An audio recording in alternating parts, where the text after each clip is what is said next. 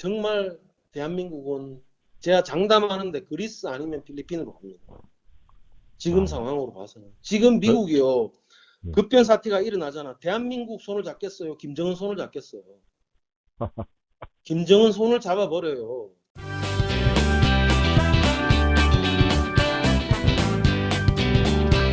혼자 스튜디오 시청하면 좋은 일이 생깁니다. 여보세요. 예, 효곤 씨 오랜만입니다. 네, 안녕하세요. 예, 지금 뭐 식사 시간 식사하셨어요? 예, 식사는 아까 했고요. 그냥 뭐 쇼츠 그렇구나. 좀 만들 거 보고 있었어요. 그렇구나. 요즘 뭐 하늘공 좀 어떤데요? 네, 뭐 바쁩니다. 각자 바쁘게 돌아가고 있어요, 지금. 그래요? 네. 아니 그 실시간 보니까 그 네. 뭐 그 뭐지 순찰 돌아다니시는 분은 뭐예요? 아, 요게 지금 좀 뭐 안티들이 와가지고 예, 예, 예. 잠입을 한다거나 뭐 촬영을 한다거나 이런 분들이 좀 계셔갖고, 그래요? 예, 저희들이 좀 곤두서 있죠, 그런 거는. 뭐 촬영할 때나 있나? 그 신임 항상 안에 계시는데. 그러니까 뭐 하늘궁 곳곳에 막 다 막 숨어 있더라고요. 그래가지고 저희가 그래요? 쫓아내고 막, 예, 그랬었어요. 와, 근데 이번 좀 조용하게 지나갔어요. 그거 뭐 나올라 네. 그러다가 뭐 지들이 네. 뭐가 찔렸는지 다시 내리고 막 그러더라고요. 어, 음, 그 희한하네. 예, 그렇구나. 아유, 참. 요번에 뭐 총선 때,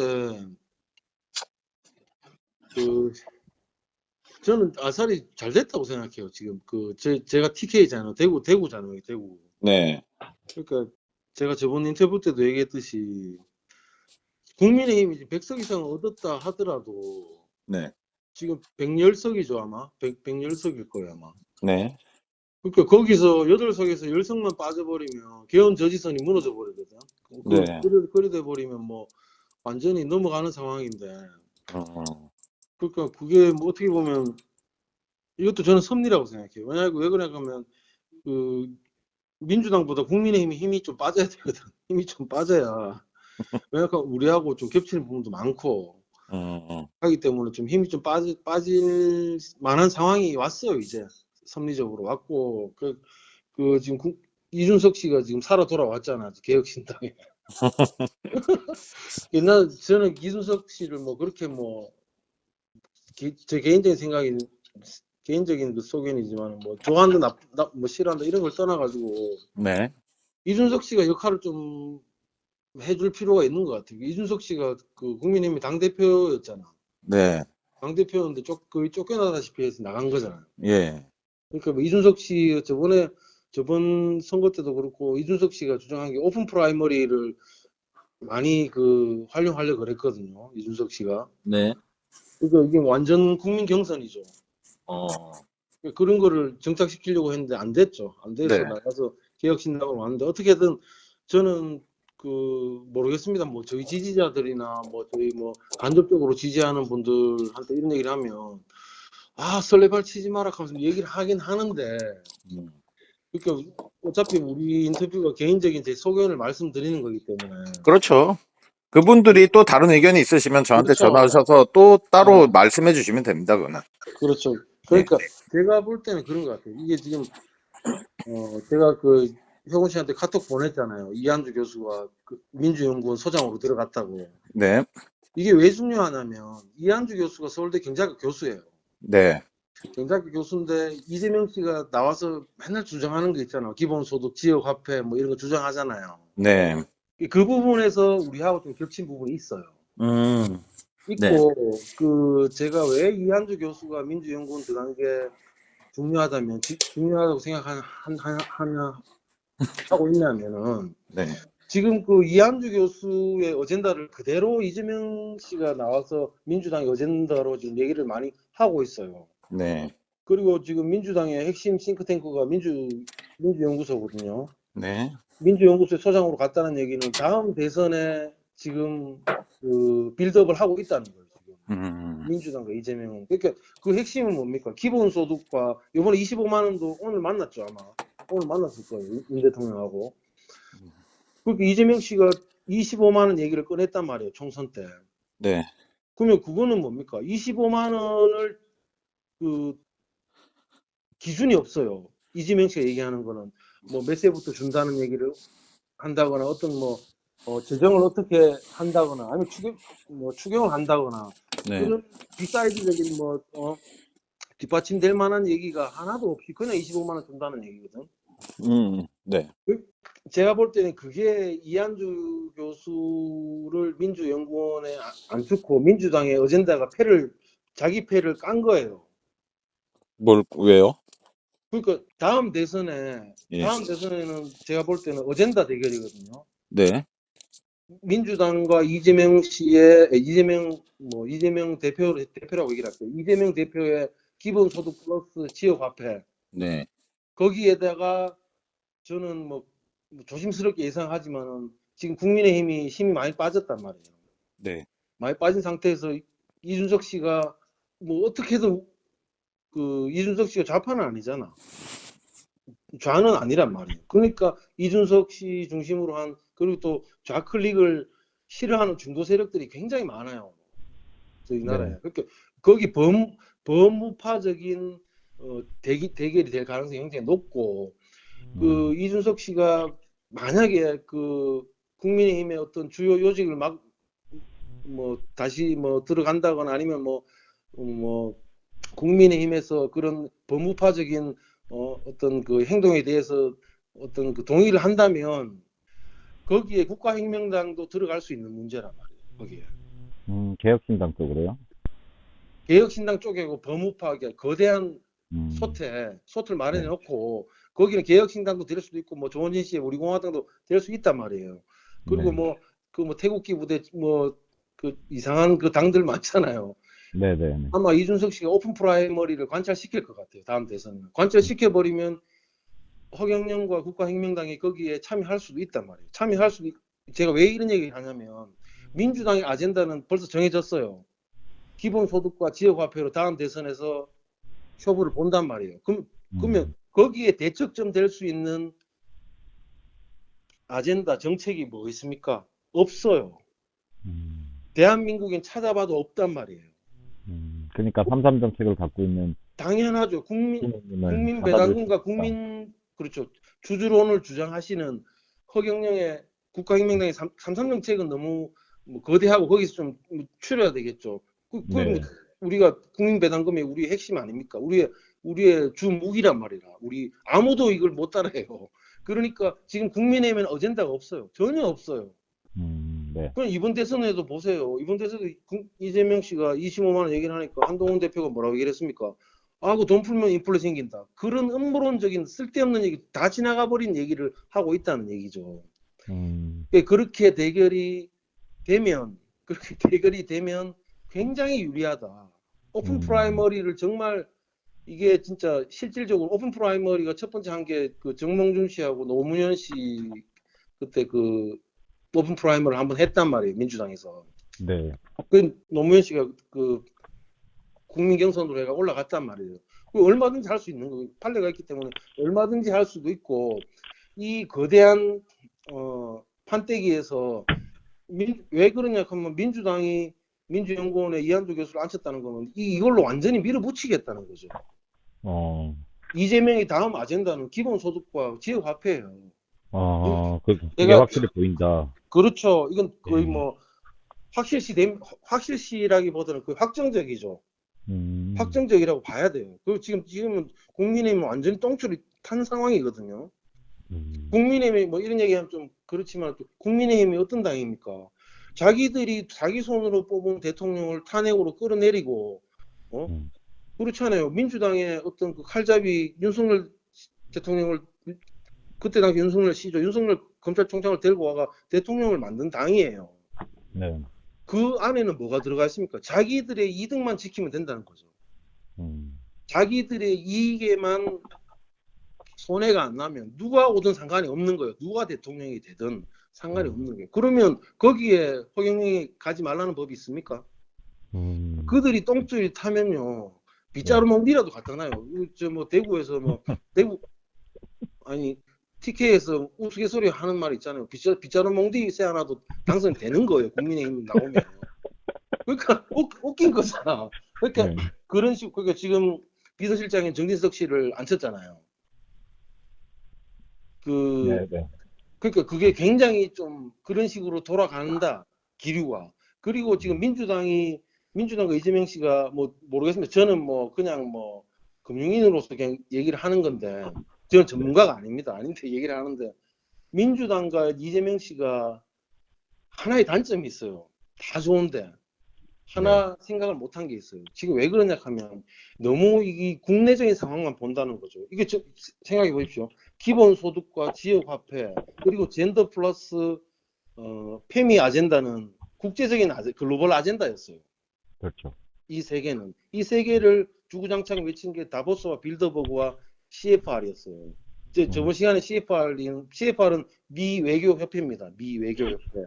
제가 네. 민감해서 얘기를 못했는데 미 외교협회예요. 그 구글에 네. 검색해 보면 나오시고. 그러니까 이게 이 세 가지 아젠다를 민주당이 쭉 밀어붙였단 말이에요. 그 중에 젠더와 페미 아젠다는 성인지 예산과 연결돼 있죠. 네. 맞잖아요. 성인지 예산은 뭡니까? 남녀 평등을 바탕으로 돈을 쓰겠다는 거거든. 거기에 다 페미와 젠더 아젠다가 다 들어가 있는 거예요. 근데 페미와 젠더 아젠다를 밀어붙인 이유가 뭐냐면 글로벌리스트들이 2000년대까지는 경제 주체가 남자였어요. 남자. 네.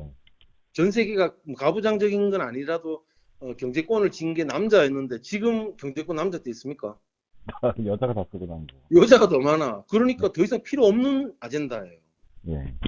3년 전에 이거 꾸겨가지고 쓰레기통에 버린 아젠다라고. 그러면 더 이상 민주당은 이걸 못 써요. 그리고 성인지 예산도 32조 우리가 책정할 필요가 없는 거예요. 벌써 평등해져. 신인님 말씀이 딱 맞는 게 벌써 평등해졌는데 네. 왜 자꾸 예산을 쓰냔 말이야. 그러니까 지금 위에 관료들이나 위에 일 안 하는 공무원들, 정치인들은 32조나 35조나 되는 성인지 예산을 전행을 하겠다는 뜻밖에 안 된단 말이에요, 지금. 그걸 통해서 이제 맘카페 장들한테 돈 뿌리고 뭐 해갖고 뭐. 그렇죠. 자기들 정치적 이득이나 기득권을 유지하기 위한 수단일 뿐이죠, 그게. 네, 실질적인 뭐 대책이 아니잖아요. 그건. 그렇죠. 그리고 민주당과 이재명 씨가 항상 간과한 게 있단 말이에요. 이 세 가지 아젠다를 버려버렸어요. 국제적 글로벌리스트들이. 네. 더 이상 얘기를 안 해요. 기본소득 자체를 얘기를 안 합니다. 얘기도 안 하고 추진도 안 하고 있어요. 안 하고 있고 기본소득은 근데 네. 좀 저 얘기가 나왔었잖아요. 지난번 트럼프 그때도. 그거는 그 아메리칸 패밀리 플랜이라고 그래가지고 미국에는 지금 그 SBC라고 특별 그 팬데믹 때 만들었던 특수법인이 있긴 있는데 독일도 그렇고 유로도 그렇고 뭐 일본도 그렇고 거기는 정착 지원금도 주고 지원금 제도가 굉장히 많아요. 네네. 우리나라만 뭐 기사화만 안 됐지. 그리고 더 웃긴 건 뭐냐 하면 팬데믹 때 전 세계에서 돈을 가장 안 푼 나라가 대한민국이라. 맞습니다. 그러니까 왜 그러냐? 그럼 다른 나라들은 GDP의 45% 많이 푼 나라는 62%까지 풀었거든. 와. 지금 미국이 저축률이 굉장히 올라간다고 올라가니까 미국이 물론 경기가 좋아요. 미국은 네. 지금 현재 상태로 미국 경기가 굉장히 좋아요. 좋고 미국이 저축률이 올라간다는 뉴스가 우리 입장에서는 야 미국 대단하다 생각하지만은 아니란 말이에요. 미국은 GDP 한 50% 이상 돈을 풀었단 말이에요. 유동성을 공급했어요. 미국은 어떤 나라입니까? 돈을 쓰면서 손을 소비하면서 현금 다 쓰고 신용카드 만들어 신용카드 한도까지 것까지 다 쓰는 나라예요. 네. 소비가 미덕인 국가란 말이잖아, 미국이. 그럼 미국이 저축률이 올라갔다는 얘기는 그만큼 정부에서 SPC나 뭐 아메리카 패밀리 플랜을 통해서 돈을 많이 공급을 했다는 거 시장에. 네. 그 유유 자금들이 안 쓰고 그냥 처제 놓고 있는 게 그게 저축률로 반영이 된 거고 미국은 저축률이 원래 높은 나라가 아니란 말이에요. 그거를 우리나라 금융권 관련된 언론에서는 악의적으로 막 보도를 하는 거예요. 야 미국 저축률 높으니까 우리나라도 저축률 높아요. 저축률 높은 게 좋은 게 아닙니다. 지금 인플레 시대에는 저축률 높아봤자 왜냐하면 화폐 가치는 계속 떨어지잖아. 떨어지는데 돈을 삭혀놓고 있는 거야. 뭐 홍어도 아니고 돈을 은행에 삭히고 있는 거란 말이야. 홍어도 아니고. 그러니까 다시 돌아와서 그 이재명과 민주당은 기본소득과 지역화폐라는 어젠다를 제 개인적인 생각입니다. 잘못 선택한 거예요. 근데 제가 볼 때는 끝까지 밀고 나갈 것 같아요. 왜냐하면 그 민주당의 지금 지도부라든가 민주당의 그런 그 3선, 4선 의원들 보면 진영 논리에 푹 빠지는 의원들이 굉장히 많기 때문에 그게 어떻게 보면 저는 허경영 신임님과 그 국가혁명당을 지지하는 사람으로서 보는 관점입니다. 이거는 네. 굉장히 유리해요. 하고 어. 지금 국민의힘이 지금 9석에서 10석 빠져나가 버리면 간당간당 하는 것도 굉장히 섭리고, 그리고 이준석 씨가 살아 돌아왔다는 것도 굉장히 섭리고, 이준석 씨가 아마 국민의힘을 핸들링 할 거예요, 아마. 아, 그렇게 보시는군요. 그렇죠. 이준석 씨가 충분히 핸들링 하고도 남아요. 하고도 남으니까. 하고 지금 국민의힘에 남아있는 그 3선 이상들, 그 지역 토호들은 어떤 세력들입니까? 자기들이 뽑은 대통령 끄집어 내놓고 상대방 당에 칼잡이 하던 사람 데리고 와서 대통령 만든 사람들이에요. 네네. 그러니까 누가 되든 상관이 없다는 거죠. 그 사람은. 대통령이 누가 되든 상관이 없는 사람들이에요. 그러면 이준석이 국민의힘까지 다 아우러서 우파 전체를 그냥 국민들한테 그 그게 단어 이준석이 개인적으로 하지는 않을 거예요. 아마 합의를 하겠죠. 대선이 네. 다가오면. 네네. 대선이 다가오면 지금 민주당이 지금 밀어붙이는 법안들이 지금 굉장히 지금 막 위험한 법안들이 굉장히 많단 말이에요. 지금 애들이. 하기 때문에 이거를 뭐 올해 내년 뭐 내후년 가면 더 급격하게 뭐 밀어붙일 가능성도 있고 뭐 또 더 안 좋은 쪽으로 말을 계속 하겠죠. 그런 식으로 해버리면 그 국민의힘은 똥줄이 탄단 말이에요. 근데 국민의힘은 아직까진 그래도 돈과 그래도 언론을 쥐고 있으니까 네. 우리한테 굉장히 유리하다. 왜냐하면 그들은 누가 되든 상관없어요. 뭐 허경영이 되든 뭐 비자몽기가 되든 상관이 없단 말이에요. 일단은 신인님은 들어가는 게 중요한 거잖아. 네. 그리고 기본소득이 안 된다 하는 거는 벌써 기본소득은 그렇게 어떻게 보면 좀 유행지난 옷이에요. 유행지난 옷. 네. 유행지난 옷이고 신발이란 말이야. 하기 네. 때문에 기본소득을 국제적 그 글로벌 아젠다에서 얘기를 해버렸고, 그 젠더와 페미 아젠다하고는 그 하나 남은 지역화폐인데, 지금 효곤 씨 한번 생각해 보시죠. 우리나라 지자체 있잖아. 얼마 전 신인님 그 짤 영상에도 나왔듯이 지방 분권에서 대한민국이 발전했습니까? 아, 이거 가뜩이나 작은 나라인데 그렇게 하면 안 되죠. 지방 분권 자체가 안 된다는 거죠. 신인님 말씀대로. 지금 대한민국 지자체들요, 내일 당장 가서 장부 까보면 한 달 안에 모라토리엄 선언할 지자체들이 세비를 써요. 아, 그렇죠. 생각을 해보이소. 대한민국 9월 달에 10월 11월 달에 예산을 심의 결의를 하잖아요. 국회에서. 네. 그러면 자기들 지자체가 우량하고 그런 거 같으면 안 올라가야지. 그거 산다니까. 한 달 내도록 쪽지 예산회가 더 예산을 더 빼올라고. 그러니까 지금 지방에 뭐 공원부터 시작해가지고 제가 저번에 보내드린 그 강호발 TV 있잖아요. 그거 보면 많이 나오는데 쉴 데 없는 무슨 회관 무슨 기념관 만들어 엉망진창 만들었단 말이에요. 맞아요. 그 상황에서 지역 화폐를 발행한다. 그럼 다 죽자는 얘기야. 제가 과감하게 말씀드리는데 대한민국은 지금 마지막 총 한 발 반이 남았어요. 8연발 총에 전투 중에 마지막 한 발 반이 남았단 말이야. 네. 그 총을 허경영 손에 쥐어줘야지만이 대한민국이 살아요. 내가 진짜 목에 피가 올라올 것 같아요, 지금, 진짜. 네. 신님도 목에 피가 터져라 말씀하시잖아요. 이제는 말씀 안 하시잖아요, 그런 얘기를. 네. 해봤자 소용없으니까. 네. 근데 지금 마지막 한 발 반이 대한민국에 남았다는 게 뭐냐면, 국가 부채를 언론에서는 많다 지금 설레발을 치고 있잖아요. 나라살림 연구소라는 그 단체가 있어요. 네. 거기에 보면 2023년 기준으로 우리나라 기준으로입니다. 우리 대한민국 기준입니다. 대응 자산 없는 순부채 비율이 23%밖에 안 돼요. 뭐라고요? 그러니까 대응 자산 없는 순부채 그러니까 그냥 대응 자산 없는 순부채 비율이 23%밖에 안 된다고 대한민국이. 예. 거기 보면 대한민국이 총국부 있잖아요. 브랜드 이미지, 그러니까 그 한국의 이미지, 한국의 뭐 코스피 기업들의 이미지 다 합쳐가지고 했을 때 OECD 중에 꼴찌예요, 꼴찌. 순부채 비율이 가장 낮은 나라예요, 대한민국이. 음, 그리고 총부채 비율도 낮아요. 네, 그러니까 EU, G7, G20에서도 굉장히 밑에 단에 있고, 일본하고 뭐 이태리는 제끼쁘고, 뭐 일본과 뭐 영국 집어넣읍시다. 일본과 영국을 봤을 때 일본은 지금 140%예요, 순부채가. 네.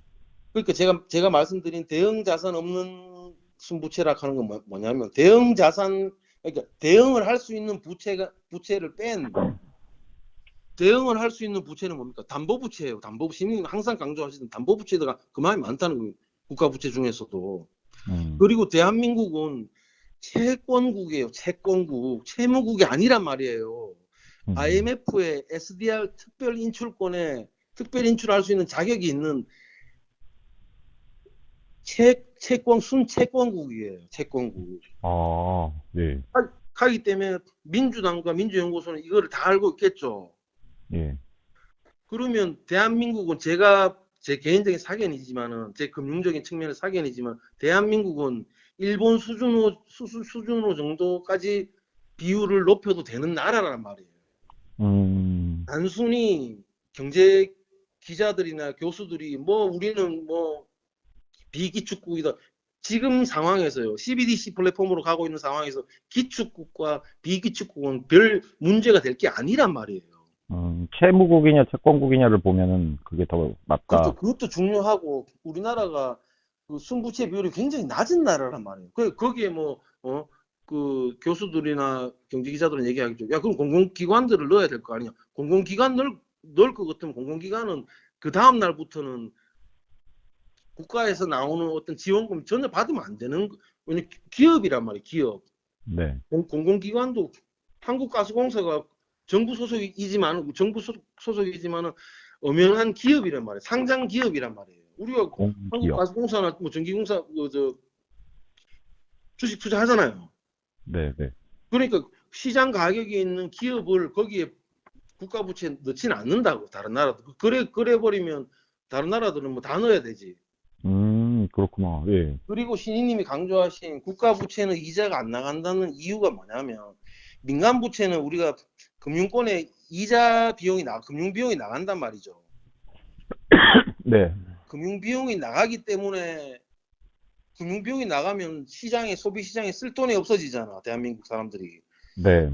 그러니까 결국은 시장에 돈이 안 돌기 때문에, 신희님 말씀하셨잖아요. 내가 돈을 푸는 이유는 뭐냐면, 돈을 돌게 속도의 네.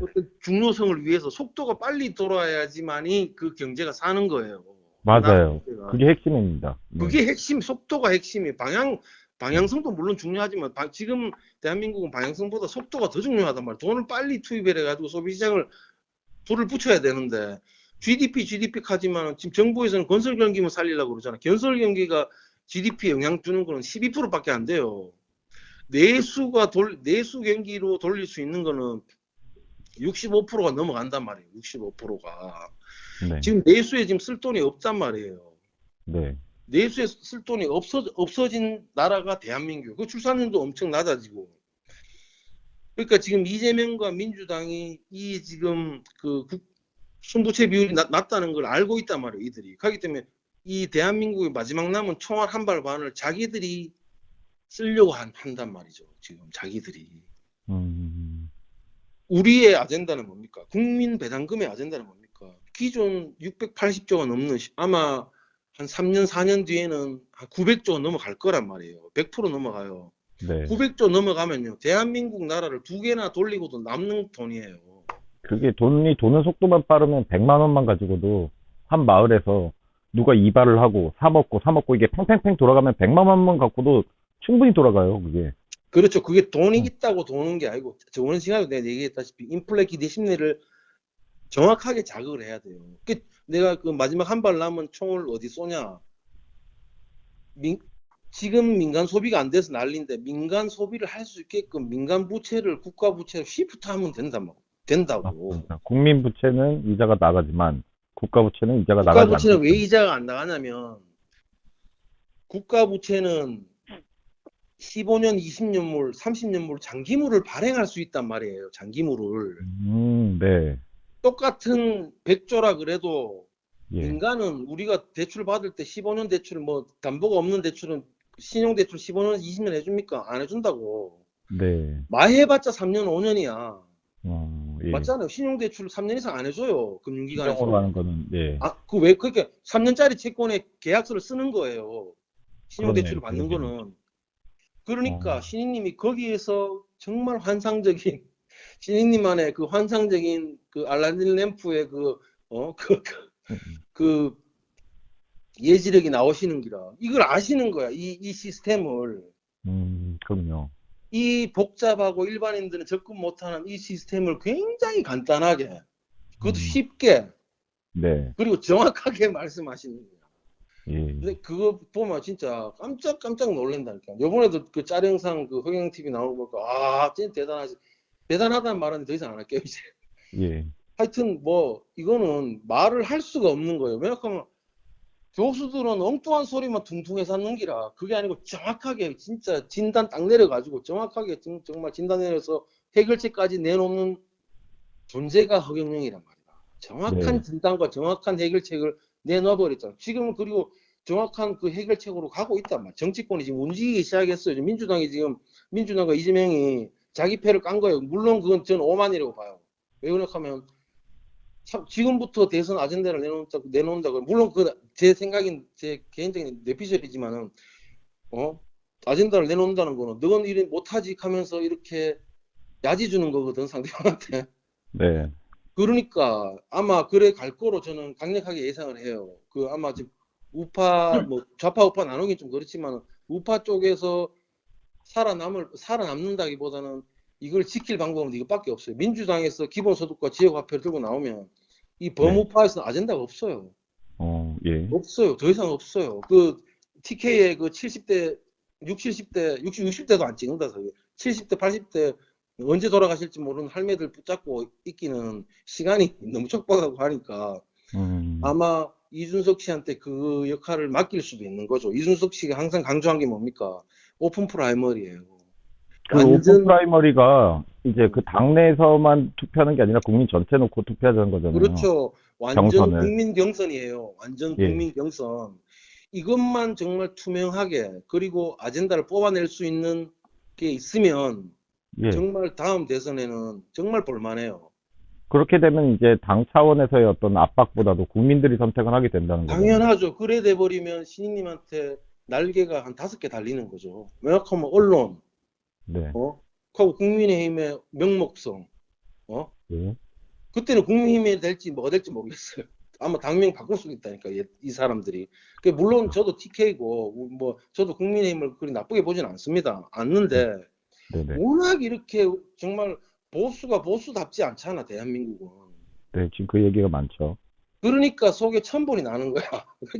예. 그러니까 그런 식으로 얘기를 했고, 아마 이게 똥술탄 국민의힘이 뭐 어떤 선택을 할지 모르겠는데, 하여튼 그런 식으로 흘러갈 것 같고, 네. 일단 민주당, 특히 지역화폐 같은 경우에는 대한민국 지자체가 지금 우량하지 않잖아요. 뭐라고요? 우량? 대한민국 지자체가 지금 똑바로 돌아가고 있는 게 아니죠. 우량하지 않잖아요. 네네네. 그 상태에서 지금 지역화폐를 발행하자는 거는 그리스나 필리핀으로 가자는 거예요. 지금 이재명과 지자체가 자체적으로도 빚도 많고 난리 나 있는데. 그 왜 그러냐 하면 지금 국가부채 순부채 비율이 23%밖에 안 된다고 얘기를 했죠. 네. 민주당은 이걸 알고 있죠. 네. 그러면 허경영의 국민배당금은 국가부채 비율을 늘리는 목적이 뭡니까? 민간의 소비 효율을 소비를 확대시키기 위해서 민간 부채를 국가가 떠안겠다는 거잖아. 굉장히 간단한 거예요. 그렇죠. 그럼 민주당은 뭡니까? 25만 원, 뭐 100만 원, 50만 원 이런 식으로 찌끔찌끔 주면서 자기들의 어떤 표 관리를 하겠다는 거죠. 네. 그리고 다시 정권을 창출했을 때는 시원하게 한번 해먹겠다는 거죠. 네. 시원하게. 제 눈에 보이는 거예요. 왜 그랬냐면 지역화폐를 발행하면 장기물 발행 못해요. 왜요? 1년물 아니면 2년물을 발행한단 말이에요. 그럼 예를 들어서 경기도란다. 예를 들어서 뭐 부산광역시에서 예. 한 5조 발행했다. 지역 예. 화폐를. 네. 5조 발행하면 그 지역 화폐 그러면 지방채로 채권을 찍어내겠다는 얘기잖아요. 그렇죠. 그러면 1년물 아니면 2년물은 그 못 넘겨요. 1년물짜리로 5조 발행했다 칩시다. 그럼 1년 뒤에 어떻게 할 건데? 상환 능력이 없어요, 부산은. 그리고 예, 그럼 또 뭐냐면 어떻게 됩니까? 그렇게 되면? 그렇게 되면 중앙에서 국채로 지불 보증을 해줘야 돼요. 어, 그러니까 국채로 지불 보증을 해주면 국가 부채가 올라가겠죠. 예, 지방자치의 시의원, 구의원, 국회의원들은 지역화폐 막 마음대로 발행하면서 자기 표 관리하고 예, 맞잖아요. 그 뭐 좀 경기 돌아가겠지. 예, 일시적으로 돌아간 다음에 일시적으로 돌아가겠지. 그렇지. 거대한 빚으로 이제 다시 국가한테 그렇죠. 가는 국가 셈이고. 국채가 예. 그걸 지불 보증을 해주니까 계속 국가 부채는 더 늘어나는 거예요. 어, 그러니까 이재명과 민주당은 굉장히 지금 그 주도 면밀하게 움직이고 있다고. 왜냐하면 2023년 기준으로 우리나라 손부채 비율이 23%밖에 안 된다는 걸 알고 있단 말이에요. 그리고 일시적인 전략이네요. 그렇죠. 일시적이면서 좀 나라를 우린 진영 논리를 안 봅니다. 그 돈이나 금융 쪽은 진영 논리를 보면 답이 안 나오는 거예요. 그러니까 시원하게 해먹겠다는 거죠. 시원하게 뭐 있냐 할지 모르겠네요. 그러니까 지금 국가 부채, 순부채 비율이 24%밖에 안 되는데 이게 대한민국의 마지막 남은 총알 한 발 반이에요. 네. 그 총을 허경영 손에 쥐어줘야 돼요. 무조건. 그래야 대한민국이 산단 말이에요. 대한민국이 그리스로 가면 좋겠습니까? 필리핀 가면 좋겠어요. 안 네? 되죠. 그리스가 어떤 나라입니까? 그 대형 정부를 유지하면서 공무원들이 엄청 많았어요. 공무원들 계속 뽑았어요. 그러다가 극좌파 시리자한테 작살 난 거잖아. 그 시리자가 정권 잡고 들어가서 그리스 장부 펴보니까 개판 5분 전인 거야. 네. 이런 식으로 국가 부채를 늘려가 다 헤쳐먹은 거야. 다 헤쳐먹었어. 네. 그러니까 저 특정 당을 지칭해서 그렇게 했지만은 지금 이재명 대표와 민주당은 지금 잘못된 선택을 한 거예요. 지금 기본소득도 안 되고 지역화폐는 더더욱 안 되고 네. 더더욱 안 되고 그리고 젠더와 페미 아젠다는 끝나버렸다고. 지금 경제 주체가 여자예요. 팬데믹 때 보세요. 쿠팡하고 막 얼마나 주문해야 되는지. 우리 남자들은 박스 접는데 막 하루 종일 그래. 그게 주체가 여자들이라고. 남자들 온라인 쿠팡 주문 잘 안 하잖아요. 굳이 성인지 예산을 이제 더 이상 성인지 필요가 없다. 예산도 확보를 할 수 있고 지금 대한민국이 수포 재정이에요. 수포 재정. 어마어마한 수포 재정이란 말이야. 3.4조인가? 5조인가? 그렇게 되잖아요. 그러니까 그거는 전행하는 예산이에요. 전행하는 그냥 갖다 쓰는 예산이에요. 자기들이 그냥 뭐 갖다 쓰고 뭐 안 채워넣어도 되는 돈이죠. 공짜 돈, 공짜 돈. 그리고 이게 그 지역 화폐는 할 필요가 없는 게 지금 CBDC 플랫폼이 깔려버리면 지역 화폐 굳이 발행 안 해도 돼요, 사실. 안 해도 되고 지금 뭐 CBDC 소식을 전하자 하면 지금 조폐공사에서 지금 그 2024년 9월 달 기준으로 해가 기관용으로 그 조폐공사는 돈을 찍어내는 데잖아요. 네. 그러니까 CBDC 플랫폼 그 기반한 플랫폼을 깔겠다는 얘기는 더 이상 돈 안 찍어내겠다는 얘기예요. 지금 화폐를 더 이상 안 찍어내겠다는 얘기야. 조폐공사에서. 그러니까 우리가 이 화폐 통화를 자꾸 얘기하는 게 뭐냐 하면 지불 결제 수단이에요. 지불 결제. 지불도 해야 돼. 결제 수단도 돼야 되잖아요. 이 화폐라는 게. 네. 그러니까 이 CBDC의 또 핵심이 또 브릭스 통화가 아마 곧 나올 거예요. 내년쯤 나올 거예요. 브릭스 통화가. 브릭스 통화가 나오면 이제 더 박차를 가해지는 거죠. 브릭스 그러니까 통화가 뭘 얘기하는 거죠? 그 브릭스라고 있잖아요. 그 시진핑 중심으로 해가지고 러시아하고 그 경제 단체면서 단체는 아니죠. 경제권이죠. 브릭스. 네. 그 러시아, 뭐 인도, 뭐 남아프리카 뭐 이런 식으로 해가지고 자기들만의 그 경제권을 만들었단 말이에요. 그 시진핑과 푸틴 중심으로 모디 총리하고 그 브릭스 통화가 아마 그 디지털 통화로 아마 나올 것 같아요. 디지털 통화로. 디지털 통화로 나오면 뭐 이제 전 세계에서 쫙 깔리는 거지 뭐. 그리고 저번에 신인님도 저번 강의에도 말씀하셨듯이 RTC가 지금 쿠팡을 위협하고 있잖아요. RTC가 뭐 알리, 테무, 시 얘들이 지금 잘 나가고 있는 이유가 뭐냐면 중국에서 어마어마한 보조금을 지금 주고 있다고 얘들한테 어마어마한 보조금을. 아, 그 중국이 지금 변화가 왔단 말이에요. 그 이게 예. 미국 재무부 장관 그 제네디 옐런이 4월 초에 중국을 방문했단 말이에요. 그러니까 일주일 정도 머물렀어요. 보통 재무장관에 가면 일주일 안 있거든요. 보통 뭐 길어야 2박 3일인데. 네. 그 왜냐하면 미국이 지금 경기가 굉장히 좋아요. 실업률도 내려가고 고용률도 올라가고 다시 또 뭐 CPI 소비자 물가지수도 내려오고 하는 게 미국이 경기가 좋은 이유가 뭡니까? 미국은 인플레를 전 세계에 수출했잖아. 네. 수출하니까 호황인 거예요. 미국이 인플레 수출을 할 때는 항상 미국이 호황이었거든. 1940년부터 1970년 초까지 항상 지금도 호황이죠. 호황이고 제네들런이 중국에 간 이유가 뭐냐면 야 너가 그 원래 중국은 그 경제 성장률을 위해 가지고 공구리하고 건설업에 목숨을 걸었단 말이에요. 건설업에. 공구리요? 그러니까 콘크리트요? 부동산을 많이 지어 가지고 성장률을 올린 나라예요, 중국이. 네.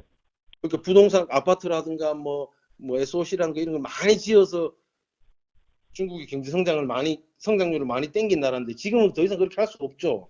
부동산 망했잖아요, 지금.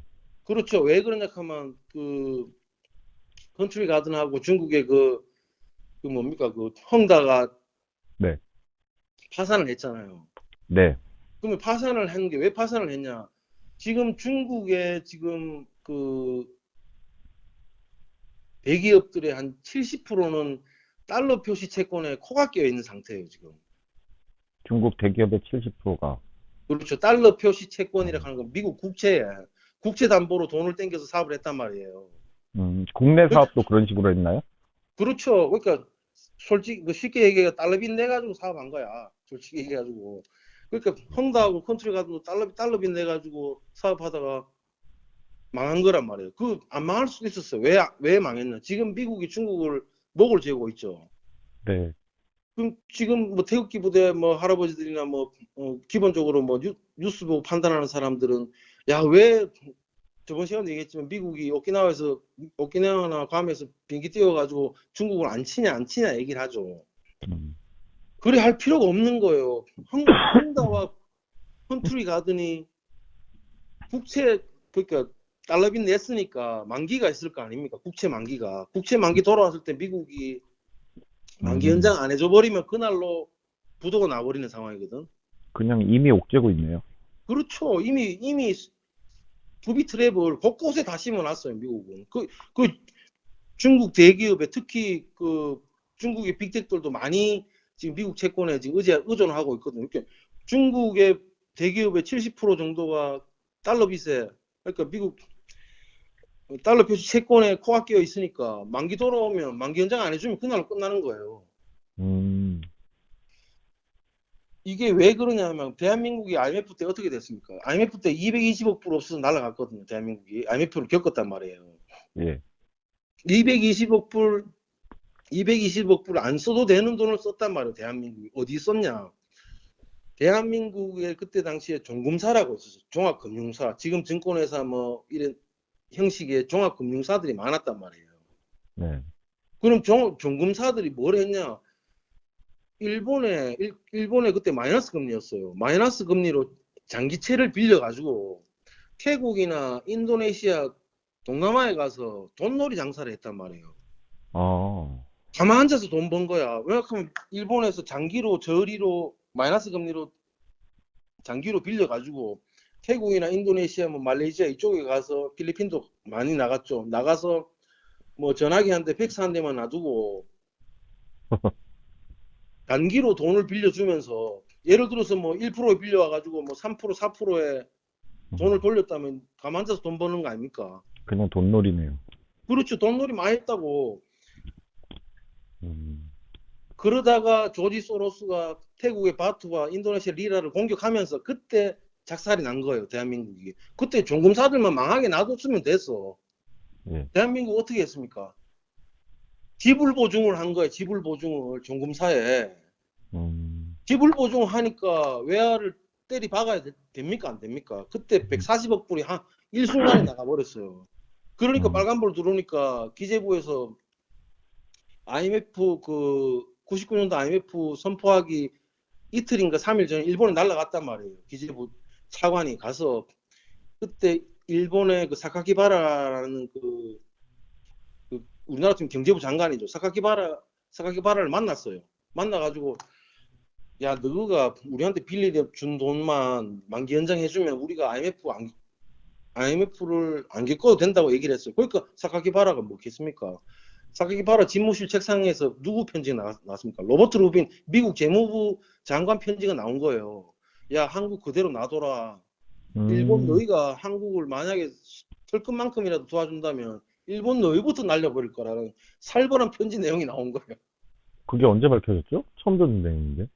그게 97년도에 있었던 비사예요. 비사. IMF 비사. 아, 그리고 우리는 언론에서 뭐겠습니까? IMF 물론 우리나라 대기업들이 횡령도 하고 분식 회계도 하고 했죠. 근데 중요한 거는 관료들의 똥볼을 많이 찼단 말이에요. 지불 보증을 왜 해주냐 말이에요. 종금사 망하도록 놔둬버리면 되는데 지금도 똑같단 말이에요. 지금 건설회사 살리려고 금리 못 올려. 기준금리 못 올렸어요. 건설회사 때문에 PF 때문에 못 올려. 응? 지불 보증 다 해줘. 똑같은 짓을 하고 있는 게 관료들이 30년이 지났는데도 똑같은 짓을 하는 거예요. 그러니까 대한민국이 MSCI나 저번에 말씀드렸듯이 WBGI 채권 지수에 심사하는 사람들이 이걸 다 알고 있어요. 대한민국 관료들이 어떤 행태를 한다는 걸 다 알고 있단 말이에요. 하고 대한민국 시장이 어떻게 돌아가는 거를 다 알고 있는 세력들이기 때문에 그들이 선진국으로 안 넣어준다고 대한민국. 그러니까 대한민국은 계속 똥볼을 차는 거예요. 자막 작업할 때 염려돼서 여쭤보는데 전공사가 뭐 약자인가요? 네? 아까 뭐 전공사들만 죽게 놔두고 국가가 뭐 이렇게 보증 서주지 않았어야 됐다고 하셨잖아요. 종금사, 종합금융사, 지금의 아, 그래? 증권회사들이죠, 옛날에. 종금사. 네. 네, 그러니까 고려증권 아시죠? 네.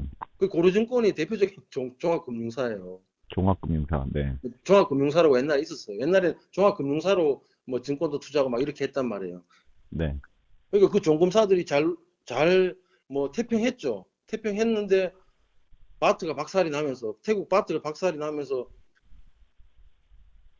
단기채로 나간 게 회수가 안 되니까 망해야 되잖아. 종금사들이 망해야 되는데 그걸 대한민국에서 금융권이라고 지불 보증해주고 또 공적 자금 넣어주고 하면서 IMF로 끌려 들어간 거예요. 우리는 IMF 안 당해도 됐단 말이에요. 당할 필요가 없는 건데 그러니까 언론은 어떻게 나옵니까? 국민들이 가소비했다, 기업들이 도덕성 문제, 그럼 관료들 얘기는 안 나오잖아. 자기들 얘기는 안 했단 말이에요. 그런 스토리가 있었던 거란 말이에요. 그러니까 지금도 제가 이런 얘기 한 이유가 뭐냐면 지금도 똑같아요. 지금도 관료들 행태 똑같잖아. PF 태영도 그렇잖아. 태영 지금 거래 정지입니다. 네. 거래 정지 당했잖아. 그 태영, 맞습니다. 롯데, 신세계 다 자본 잠식이에요 지금. PF로 180%, PF로 200, PF 220%. 이 말이 안 되는 거잖아. 그럼 망하는 건설사는 망하게끔 놔두면 되는 거예요. 그걸 왜 자꾸 지불 보증해주고 그걸 자꾸 해주냐 말이야. 이러다간 제2의 IMF가 터진다. IMF는 안 당하죠. 대한민국이 외환 보유가 워낙 많아가지고. 왜냐하면 대한민국이 저번에도 얘기했지만 지금도 IMF 많습니까? 그게 지금은 저희 환율 때문에 많이 빠져나간 걸로 아는데. 아니요. 지금 대한민국이 예. 외환 보유고 우량 국가입니다. 왜 그러냐 하면 지금 개인들은 잘 모르죠. 그리고 일부 유튜버들은 조회수 달라고 IMF 당한다. 우리가 IMF 지분이 있는데 왜 당합니까? 그리고 두 번째는 대한민국이 그 외환 보유고를 평가하는 방법이 국제적으로 3가지가 있어요. 네. 캡틴 방식이 있고, 그 다음에 IMF 방식이 있고, 그 다음에 그린스펀 방식이 있어요. 다시 한 번만요. 캡틴 방식, 캡틴? 캡틴. 예. 그 다음에 IMF 방식, 캡틴 IMF, 그린스펀. 그린스펀. 그린스펀 방식, 이 세 가지가 있는데, 예. 캡틴 방식이 제일, 빡빡하게 봐요. 좀 보수적으로 본다는 거죠. 네. 캡틴 방식으로 하면 저희가 4,500불이 있어야 돼요, 대한민국에. 네. 그리고 IMF 방식으로 하면 한 3,100불, 100억 불. 그리고 그린스펀 방식으로 하면 한 2,500억 불 정도 있으면 된단 말이에요. 이 세 가지를 다 충족하는 나라가 몇 나라 없어요. 캡틴 방식으로 적용을 해도 우리가 안정권에 들어간단 말이에요. 지금 우리가 4,700억 불 정도 있어요. 1차선이. 네. 그리고 우리가 채권국이라 그랬죠. 네. 나가 있는 돈하고 지금 우리가 아까도 얘기했다시피 아까 우리가 제가 그 부채 비율 얘기할 때 얘기를 한 게 대응할 수 있는 부채. 네. 대응할 수 있는 부채를 다 청산을 하면 7,800억 불 된단 말이에요. 대한민국이. 네. 대한민국 사이즈에서 외환 보유고 7,800억 불 있으면 어마어마하게 많이 가지고 있는 거예요. 그리고 환율 문제도 제가 말씀드릴게요. 지금 제가 저번 시간에도 얘기했지만 대한민국 1,400원 넘으면 망한다고 얘기를 하죠. 네. 지금 대한민국은요, 락이 걸려 있어요. 환율에 락이. 왜요? 1,450원에 락이 걸려 있다고. 뭐로 네. 걸려 있나? 지금은 그 환율 조작국에서 나왔지만은 2010년도, 11년도 요때 미국 오바마 정권 때 그 환율 조작국을 지정을 했어요. 한국, 중국, 일본, 스위스, 프랑스, 이런 식으로. 결국에는 한국, 중국을 타겟으로 그 재무부에서 환율 조작국을 지정을 해놨어요. 네. 중국은 포치선이라고 있단 말이에요. 포치선. 그러니까 1달러에 7위안이라는 그 빼도 박도 못하는 포지선이 있고, 대한민국은 1,450원에 락이 걸려 있단 말이에요. 그 어떤 락이 걸려 있나? 1,450원 넘어가면 위기로 판단하고 한국은행에서 개입하겠죠. 네. 외화를 시장에 부을 거 아닙니까? 못 붙게 돼 있어요. 1,450원 넘어가면. 그러니까 왜요? 왜 그러냐 하면, 왜 환율 조작국으로 묶었냐면, 한국, 중국이 대미 흑자가 어마어마한 나라예요. 예. 대미 수출 흑자가 미국에 수출해가지고 벌어들이는 돈이 가장 많은 나라가 중국, 한국이라고. 네. 그러니까 미국 재무부 입장에서 봤을 때 열받습니까? 안 받습니까? 네. 열받잖아요. 빅테크만 키우면 뭡니까? 미국의 그 찬란했던 제조업을 다시 부활하려고 자꾸 하잖아. 리쇼어링이나 온쇼어링 자꾸 하잖아요. 그 트럼프가. 자기 나라에서 건물 짓게끔 하는 거요? 건물 짓는 게 아니고 공장 짓게끔. 생산 기지를 미국에 자꾸 하려고 그러잖아요. 근데 그러니까요. 글로벌 기업들은 미국에 안 들어가려는 이유가 뭡니까? 채산성이 안 맞아서 안 들어가는 거거든. 똑같은 거를 라오스에서 체리만 훨씬 더 이득이죠. 인건비가 훨씬 적게 드는데 미국 가면 오만 거 다 줘야 되잖아. 네. 수당도 줘. 그러니까 이게 채산성이 안 맞는 거야. 그래도 미국에서 보조금 주면서까지 그걸 땡겨왔던 거예요. 그러니까 우리나라가 저번 달에도 대미 수출 흑자가 그 역대급으로 돈을 많이 벌었거든요. 미국에서. 네. 거기에는 삼성 디램이 어마어마한 역할을 한 거예요. 삼성 디램이. 제가 저번에도 얘기했지만 엔비디아 그 황 사장이 가장 필요한 게 삼성전자라고 얘기했거든. 네. 엔비디아는 시스템 반도체를 하는 기업이잖아요. 근데 삼성은 시스템 반도체 안 해도 필요한 거예요. AI 시대에는. 일론 머스크가 얘기를 했잖아요. AI 시대에 가장 필요한 건 두 가지다. 칩과 전력이다. 얘기를 했단 말이에요. 네. 칩은 뭡니까? 시스템 반도체 칩은 한 번 꽂으면 그걸로 끝나는 거예요. 네. 근데 소비성 칩을 만드는 나라 중에 전 세계 독과점인 나라가 대한민국이란 말이에요. 프레시 메모리 D램이란 말이에요.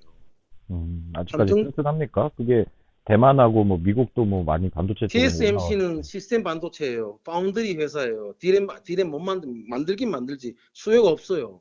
네.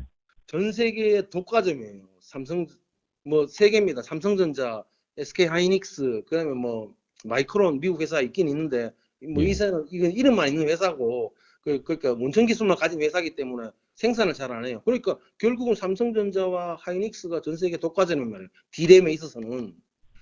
근데 중요한 거는 AI 시대 때 가장 필요한 게 칩입니다. 칩. 네. 맞잖아요. 기기들이 얼마나 많습니까? 사물 인터넷에도 기기들이 많잖아요. 우리가 신형 자동차에 칩이 얼마나 많이 들어갑니까? 그리고 휴머노이드 로봇 만든다 하고 하니까. 휴머노이드 뭐 택시 그 로봇 택시부터 시작해가지고 5만 군데 다 들어가는 거예요. 네. 옵티머스 뭐 지금 테슬라가 하는 옵티머스에도 어마어마하게 들어가는 게 칩이란 네. 그게 뭐 저가형은 아니죠. 뭐 중저가형의 뭐 저 소비형 칩이 많이 들어간단 말이에요. 예. 또 이 삼성 얘기를 하자 하면 신임도 삼성 언급하셨지만 이 삼성 제가 이건희 회장을 굉장히 존경하는데 이건희 회장이 우리는 뭐 가십적으로 뭐 가십을 이용해서 개인적인 가십을 이용해서 뭐 대기업 회장들을 뭐 들었다 놨다 하잖아요. 네. 우리나라가 잘못된 거란 말이에요. 가십은 가십이고 기업은 열심히 해가지고 돈 잘 벌고 국부 창출하는데 도움 주면 끝나는 거 아닙니까? 왜 기업의 도덕성을 요구를 하냔 말이에요. 내 말은. 네. 그리고 삼성 디램이 위대한 게 뭐냐면 이 두 가지가 있단 말이에요. 하나는 90년대 중반 후반 2000년대 중반부터 2010년대 초반까지 10년 내도록 치킨 게임에서 살아남았어요. 네. 삼성이 일본의 히타치와 토시바 원천 네. 기술 가지고 있어요. 원천 기술. 디램의 원천 기술을 가지고 있어요. 물론 인텔이나 뭐 저 IBM이나 ARM에서 NEC나 뺏어 왔지만 그 기술을 예. 토시바와 히타치의 그 30년 동안의 아성을 무너뜨린 게 삼성이에요. 그것도 치킨 게임에서 가격 치킨 게임에서 살아남은 게 삼성이에요. 지금 토시바 히타치 생산 안 합니다. 뭐 생산하기는 하죠. 하기는 하는데 아주 저가만 생산해요. 국부에 도움될 만한 게 안 된단 말이에요. 그러니까 오죽했으면 2000년 중반부터 2010년 초반까지 그 마지막 치킨 게임에서는 삼성 혼자 히타치, 토시바, NEC, 뭐 인텔, 뭐 마이크론 거의 한 8대1로 싸워서 이긴 거예요. 삼성이.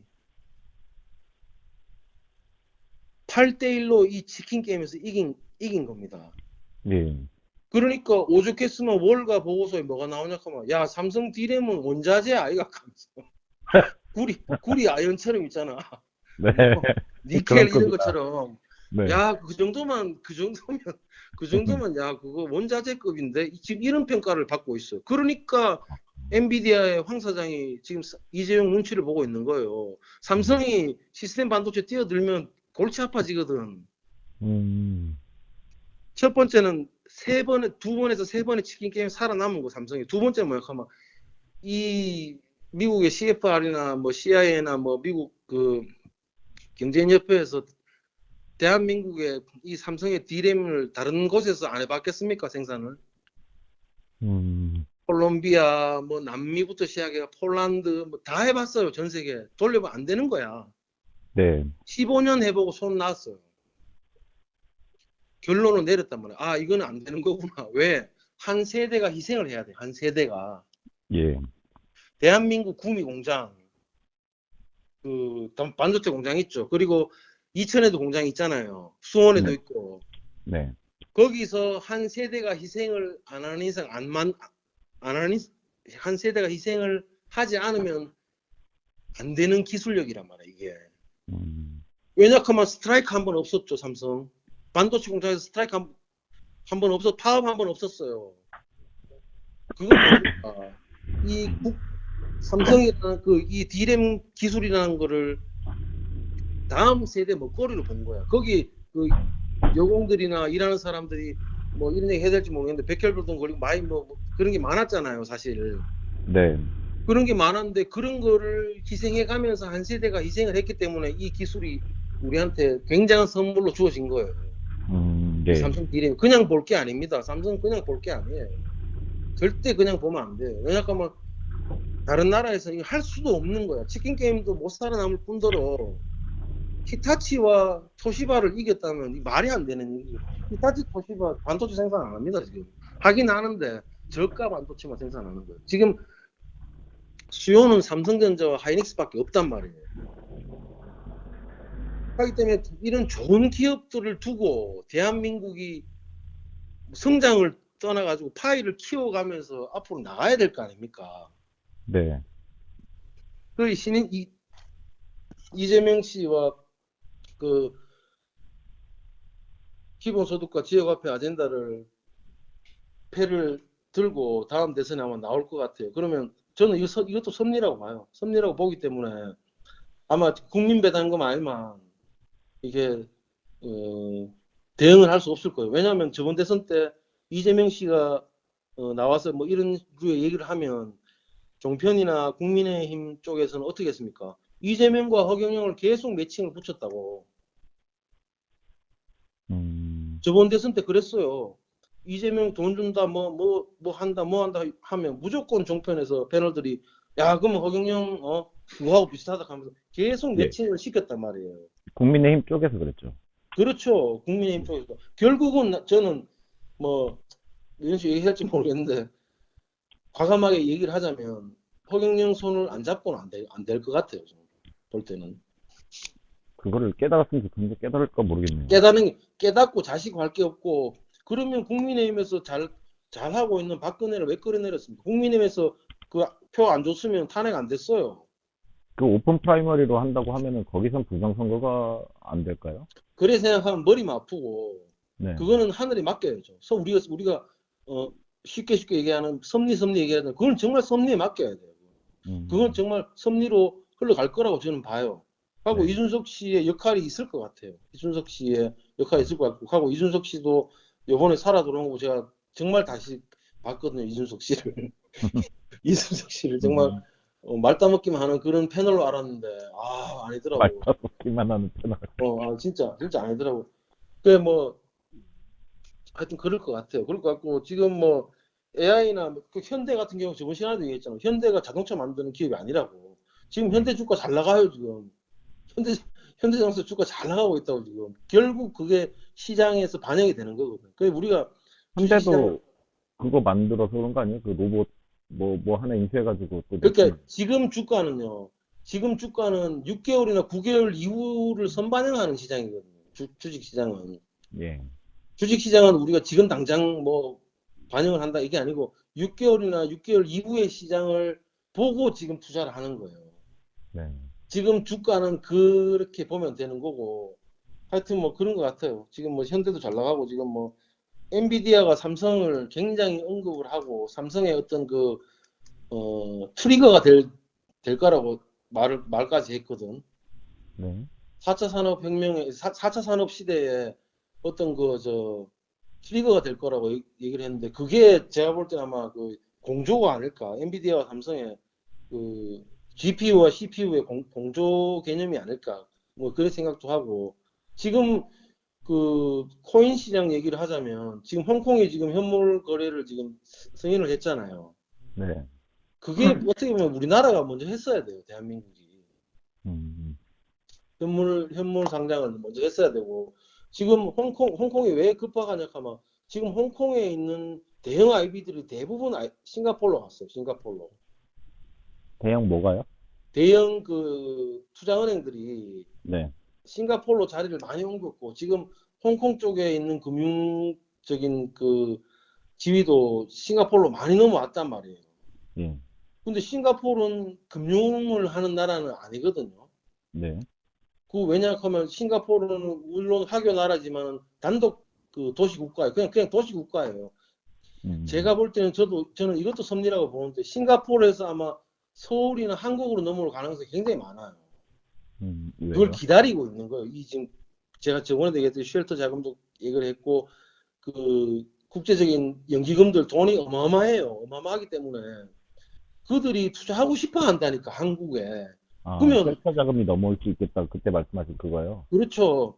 네. 그럼 그들도 우리나라에 투자를 하고 싶은데 투자하기 전에는 이 조건이 필요해요. 그 투자할 만한 조건이. 그 첫 번째 선행돼야 되는 게 MSCI 선진국 지수하고 WBGI 채권 선진국 지수에 우리가 가야 된단 말이에요. 그 세팅을 해놓고 그들 돈이 들어온단 말이에요.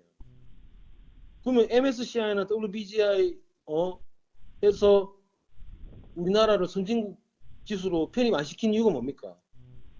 아까 제가 얘기했던 이 일 안 하는 관료들, 네.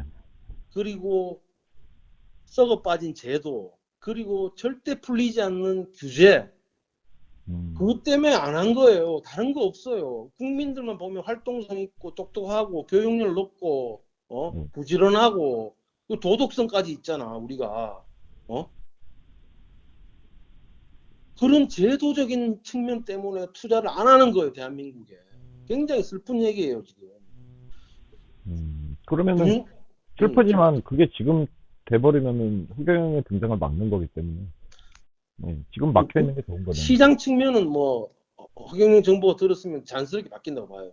3.3 정책을 그대로만 시행을 한다면, 그대로만 진행하고 이게 메커니즘적으로 돌아가면 이건 없어질 문제고, 더 중요한 건 뭐냐면 정치권에서 이걸 악용을 하려고 하는 거예요. 지금 대한민국 부채가 순부채율이 23%밖에 안 된다 하는 건 어마어마하게 낮은 거란 말이에요 이게. 네. 그러면 이게 마지막 남은 총알 한 발 반이에요. 저는 이렇게 표현하고 싶어요. 마지막 남은 총알 한 발이에요. 예. 8인발 총 중에 한 발 반이 남았단 말이야. 한 발은 공포탄이고 한 발, 결국 실질적인 건 한 발이 남은 건데, 이거를 정확하게 실질적으로 실사구시하면서 쏴줘야 대한민국이 살아남는데, 지금 어떻게 정치권에서 어떻게 하렵니까? 이거를 꽃감 빼먹듯이 하나씩 빼먹겠다는 얘기예요. 지금 기본소득 지역화폐 이거는요, 기존 수퍼 예산을 놔두고 추경 플러스 국가부채를 늘리면서 자기들 정치적 이득을 얻고 기득권들이 영원히 갈 거라고 지금 그 세팅을 하고 있단 말이에요 지금. 아하. 네. 굉장히 위험한, 어떻게 보면 선거 당선되고 안 되고 중요한 게, 나도 저도 총선 끝나고 전화 많이 받았어요. 된다 하면서 왜 안 되나 그럼 전화 받았는데, 그런 사람들은 굉장히 유아적인 사고를 하는 사람들이에요. 유아적인. 우리는 신임님 제자로서 유아적인 사고를 하면 안 됩니다. 네. 유아적인 사고를 하면 안 돼요. 안티들도 마찬가지예요. 안티들도 유아적인 사고를 하는 거예요. 그 바보들이에요. 바보들이 자기가 바보라고 온 사방 천지에 얘기를 하고 있는 거란 말이에요 지금. 내가 오늘 국민연금도 그렇고 할 얘기가 굉장히 많지만 그건 다음 시간에 하고. 네. 지금 중요한 거는 제가 가장 강조하고 싶은 건 그거란 말이에요. 신인님은 정확하게 보신다니까. 맞습니다. 신인님이 말씀하신 게 그거잖아요. 민간이 소비가 안 되니까 우리나라는 성장을 해야지만이 되는 나라인데, 성장률의 내수가 65% 이상 차지하는 나라가 대한민국이에요. 내수가 돌아야 된단 말이에요. 내수가 지금 안 돌고 있잖아. 그러니까 왜 안 도뇨? KDI나 뭐 연봉 몇 억씩 받는 연구원들이 연구하는 거나, 송취에 앉아 계신 인간적으로 이야기해 70 넘은 신인님이 하시는 생각이나 신인님 생각이 더 예리해. 네. 그 몇 억씩, 5억씩, 10억씩 받고 연구원들 받아가지고 KDI 연봉 셉니다. 기업 연구원 이런 데 연봉 세요. 그런데 앉아가지고 하는 일은 없지만은. 그러니까 신님 항상 얘기하시는 게 뭡니까? 경제학자들, 관료들, 신님이 하시는 얘기는 시장 경험이 없다는 거예요. 시장 경험이. 막말로 얘기가 나와가 저가 빚내가지고 시장 나와가지고 물건 하나 팔아봤나? 머리 이마에 땀 나도록 일해가지고 돈 벌어본 역사가 없는 존재들이잖아. 그 사람들이. 햇대 굴리는 들. 받는 거라고는 책밖에 없는 사람, 본 게 없는 사람들이 지금 대한민국 경제가, 제가 얘기를 하는데 대한민국 경제가 4%에서 5% 정도 꾸준히 성장하면 이게 표시가 안 나요. 제가 네. 얘기했던 게 표시가 안 난단 말이에요. 근데 대한민국이 쥐 짜봐야 2.5%예요. 그렇죠. 2%도 간당간다 해요. 예. 저번 시간 한국은행에서 묻겠습니까? 이대로 가다가는 2040년에 잠재적 마이너스 성장 들어간다. 그거는 대한민국 사망 선고예요. 대한민국에는 원자재도 없고 아무런 산업군이 없어요. 출산율 옛날에는 0.5% 되면 그렇죠. 큰일 납니다. 옛날에는 교육회가 인력들을 수출했다 하지만은 지금 인력 수출도 안 돼. 왜냐면 생산성이 안 맞거든. 사람 음. 수출 안 됩니다. 옛날에 파도 간호사나 광부들은 거의 마이너스로 가서 그냥 일한 거예요. 그냥 일해 준 거예요. 거기서 주는 빵경 얻어먹고 그냥 일한 거예요. 거기서 그냥. 음. 그런 사람들이 애국자라니까. 베트남 가가지고 그래요. 자기 월급의 그래 70%는 국가에, 그런 나라가 어디 있습니까? 그게 한 세대가 희생한 거란 말이야. 그래서 그분들의 노고를 인정해서 또 돈을 챙겨주겠다라고 또. 그렇죠. 그러니까 그것도 중요하고, 근데 지금 가장 중요한 건, 제가 인터뷰 핵심은 대한민국의 지금 마지막 남은 총 한 발을, 네, 이 총을 허경영 손에 쥐어줘야 돼요. 그러게 말입니다. 아니면 안 되면 정말 대한민국은, 제가 장담하는데 그리스 아니면 필리핀으로 갑니다. 지금 아. 상황으로 봐서는. 지금 미국이요. 네. 급변 사태가 일어나잖아. 대한민국 손을 잡겠어요? 김정은 손을 잡겠어요? 김정은 손을 잡아버려요. 티우 대통령, 신님 말씀하신 베트남 봤잖아요. 티우 대통령 어떻게 됐습니까? 그냥 날려버, 기득권들 그냥 날아가는 거예요. 예. 몇 달 만에. 그러니까 대한민국 안에서 내가 부자네, 뭐 내가 돈이 많네, 아파트 값이 오늘 아무 소용이 없는 거라고. 그렇죠. 나도 물론 금융을 하지만 아무 소용이 없는. 왜 그러냐 하면, 대한민국 채권은, 제가 금융하는 사람 굉장히 부끄럽다니까. 물론 모든 금융인들의 책임이지만은, 네. OECD 20개 국가 중에 WBGI 선진국 채권 지수에 못 들어간 나라는 대한민국하고 인도밖에 없어요. 우리가 인도하고 생활 수준이 비슷합니까? 물론 델히나 bom바이 대도시는 빼고, 평균으로 평타 쳤을 때 대한민국 라이프 스타일하고 인도 라이프 스타일하고 똑같습니까? 인도도 부패 지수가 꽤 높지 않나요, 아직도? 뭐 부패시를 떠나가지고 라이프 스타일 자체가 틀리지만, 인도 가면 설사 한 3일 하고 시작하는 거예요. 예. 물 자체가 우리 정수도 안 돼 있고, 그거는 막 시급했다니까. 예. 가보셨어요? 무조건 가면 설사 한 3일 하고 시작해야 돼. 인도. 그런 나라하고, 예. 이 금수강산에 물 얼마나 좋습니까? 대한민국. 물 세계 최고예요.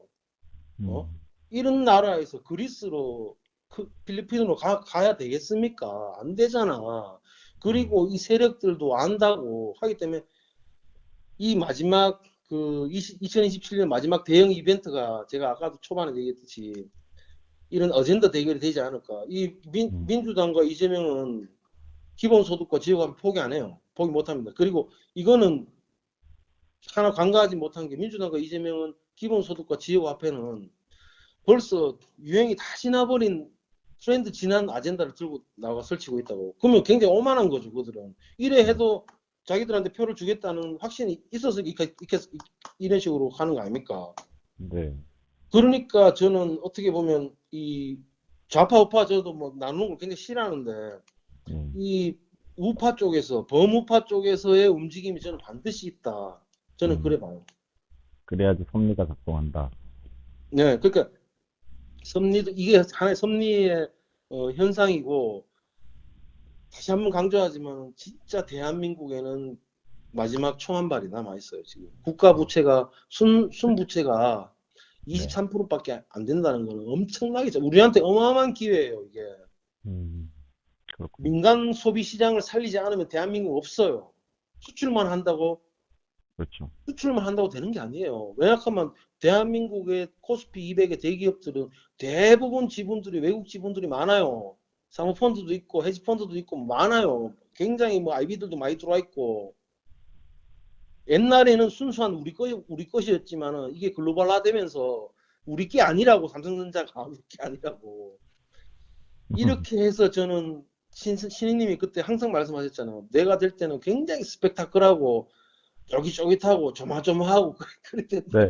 그런 일이 생길 것이다. 네. 그게 그거야. 내가 볼 때 이준석 씨가 아마 국민의힘을 핸들링할 가능성이 굉장히 높아요. 지금 국민의힘은 뭐랄까 해야 되나, 거의 우리끼리 얘기해서 쉽게 얘기해 틀딱들밖에 없거든. 네. 틀딱들 조율하는 거는 이준석이 최고야. 대한민국 최고. 아니, 이준석. 아니 맞잖아. 틀딱도 줘야 지가 당대표까지 해먹었잖아. 물론 대단한, 쫓겨났지만은 예, 하여튼 뭐 여러 가지 할 얘기 있지만은 그 이준석 씨가 그때 그 국민의힘에 도입하고 싶어 했던 게 오픈 프라이머리는 완전 국민 경선제라요. 완전 네. 국민 경선제. 그게 판례도 하나 있잖아. 노무현 정몽준이랑 한번 그게 완전 오픈 프라이머리였거든 그때. 네, 그 여론조사 기관들도 완전히 막 대목 만나는 거야. 만약에 그렇게 해버리면. 그러니까 막 범우파 큰 소수를 만들어가 뭐 국민의힘, 뭐 우리공화당, 뭐 기독당, 뭐 국가혁명당 다 들었나 이래가지고 정책적인 아젠다를 틀을 잡고 아마 정책적인 틀은 아마 기본소득과 지역화폐를 들고 나오면 국민배당입니다. 이렇게 확실해요. 근데 거기에 그게요, 오픈 프라이머리를 하면은 음, 민주당 측 사람들도 투표가 가능한 거죠. 그거는 어떻게 보면 좀 지엽적인 생각이죠. 왜 그러냐 하면 그렇게 당원들이 한다 손 쳐도 네, 이 움직이지 않는 중도의 힘은 대한민국 어마어마하거든. 저는 중도는 없다고 생각해요, 대한민국. 왜 그러냐면 이명박 찍은 박근혜 이명박 찍고 뭐랄까 해도 막 그래 했던 사람들이 뭐 노무현도 찍고 그 전에 뭐 김대중도 찍고 뭐 이랬던 사람들이거든. 네, 하기 때문에 우리나라에는 뭐 중도라는 게 개념이 잘 없어요. 그냥 그 자기 정치적 그 의사를 표현하지 않는 세력들이 좀 있어요, 중간에. 굉장히 커요, 그게. 네. 그렇기 때문에 그걸 움직일 만한 힘이 국민의힘에는 아직 남아 있어요. 그걸 움직일 만한 힘이 국민의힘에 남아 있단 말이에요. 그러면 예를 들어 윤석열 씨는 뭐 있습니까? 윤석열 씨는 대통령 돼가 이재명 조국 때려잡겠다고 대통령 된 거 아닙니까? 그걸로 TK의 할매 할배들 눈물 보따리 쏟게 만들었잖아. 네. 그러면 정책이 있겠다. 확실한 정책이 있겠다. 그리고 쇼맨십이 있겠다. 인간 네. 허경영으로 봐서는 최고의 흥행거리예요. 맞습니다. 진짜 신인님이 범우파의 대통령 후보로 나서면 이거는 역대급이에요. 역대급 히트작. 역대급 히트작. 만약에 그게 제도가 전체 국민을 대상으로 국민 경선이 아니라 민주당을 좀 빼놓고 나머지 중에서 할 수 있다 치자면은 허경영은 아니 근데 바로 민주당 당원들도 네. 진성 당원 몇 명 없어요. 거기 뭐 시민단체 뭐 이렇게 민주당은 그걸 많이 주잖아요. 보조금 이런 걸 많이 주잖아. 네. 시민단체들한테 많이 준단 말이야. 젠더 예산에서 어마어마하게 뿌린단 말이야. 그들도 와가지고 허경영을 찍을 수 있다고. 허경영이 나오면 우리한테 유리하다 이렇게 하면서 허경영을 찍어버릴 수 있다고. 25만 원 받느냐, 150만 원 받느냐. 뭐 그런 걸 떠나가지고 지금 이 정치적 기술적으로 봐서는 지금 범우파에서는 아젠다가 없다. 아예 없다. 없다고 봐야 돼. 그리고 정체가 없는 자들이고. 그렇죠. 하고 국민의힘에서도 그때 대선 때 이재명 그 정책을 얘기하면서 신인님하고 허경영하고 계속 매칭을 시켰거든. 계속 매칭을 시켰어요. 하기 때문에 아마 움직임이 있을 가능성이 그 신인님이 왜 당을 유지해야 되는 유지해야만 된다는 말씀을 하시는지를 알 것 같아요. 이 예, 보니까. 그거랑 맞아떨어지는 거죠. 그렇죠. 그러니까 당대당으로 들어가야 어떤 그게 필요하거든요. 필요한 정책적인 게 썼는데 개인으로 들어가면 안 되죠. 네. 저희도 시도당이 전국에 다 있잖아. 시스템이 그대로 살아 있는 거예요. 회계 보고 달달이 기간 보고하고 회계 보고하고 분기별로 하고 다 유지를 하고 있는 당이 유지가 되고 있단 말이에요. 당원들도 있고. 예, 요약을 좀 제가 해보자면 네. 민주당은 이제 기본소득 25만 원과 지역화폐로 하려고 하는데 그거는 안 좋은 정책이고 더 망할 거고 국민의힘 쪽은 아예 정책 자체가 없으니까 허경영을 국민 경선에 붙이면 될 가능성이 있다. 이 말씀. 그렇죠. 처음에는 신인님 얘기를 안 할 가능성이 많아. 왜냐하면 민주당이 돈 준다 하면 자기들도 연구를 할 거예요. 여의도 연구원 저는 인정 안 하는데 여의도 연구원은 술판이라고 인정 안 하고 싶은데 여의도 연구원에서도 연구를 할 거예요. 뭐 연구를 하다 보면 안 되니까 뭐 나와 있는 정책들 많이 갖다 쓰잖아. 우리 정책을 국힘이 많이 갖다 써요. 네. 많이 갖다 쓴다고 보니까 손이 가니까 또 새우깡이라니까. 손이 가니까 또 간다니까. 아니 이준석은 아예 대놓고 자기는 베꼈다라고 선언도 했잖아요. 그렇지. 그러니까 허경영의 3.3 정책은 새우깡이다. 응? 몇 번 빼먹으면 맛있거든. 그러니까 국민배당금도 빼먹는다고. 이게 빼먹게 돼 있다고. 그러니까 국민배당금을 빼먹자니 좀 정책적인 보완이나 기술적인 게 많으니까 아사리 이거를 주구장창 주장한 허경영을 아사리 메인으로 세우자. 그러면 흥행에서도요. 진짜 이게 선거가 잔치인데 어마어마한 흥행이 아마 그 해외 토픽감일 거야 아마. 다 나오면 신인 저희 제가 본자 스튜디오를 운영해 가면서 느낀 게요.